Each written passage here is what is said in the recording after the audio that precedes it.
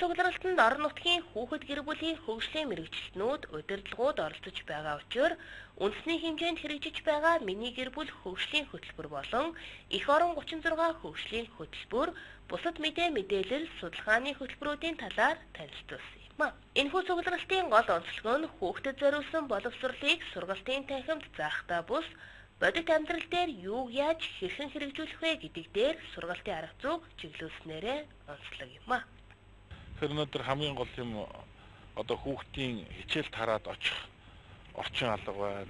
За өвөл зуны амралтаар одоо очиод хөгжих тэнд одоо чөлөөцгөө зөвлөсөн өнгөрөх орчин ах алга байна. Иннээс болж маш олон хүүхэд бол одоо буруу хүмүүсийн зам руу явж байна. Маш олон хүүхэд эсгэлд учирч байна тийм ээ.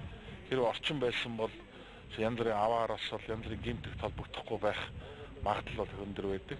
Тийм учраас энэ бол өнөөдөр анхаарах хэрэгтэй асуудлын нэг гэж үзэж байгаа. Тэгээд хүн амын хөгжлийн бодлого хариуцсан яамны хувьд бид нар өнөөдөр хүүхэд залуучуудын чөлөөцөг эзэн болсон өнгөрөх энэ асуудал төр бол гол анхаарлаа хандуулж ажиллаж байгаа маа. Энэний нэг хэлбэр нь өнөөдөр хүүхдийн цуслан хүүхдийн 100 цагийн болон өвлийн урт хугацааны амралтыг зөв болсон одоо өнгөрөх орчныг бий болох асуудал төр бол гол анхаарлаа тавьж Дундгой аймгийн одоо бүрдийн үеийн хүүхдийн цуслан дээр нар хэмжээ зохион байгуулж байгаа.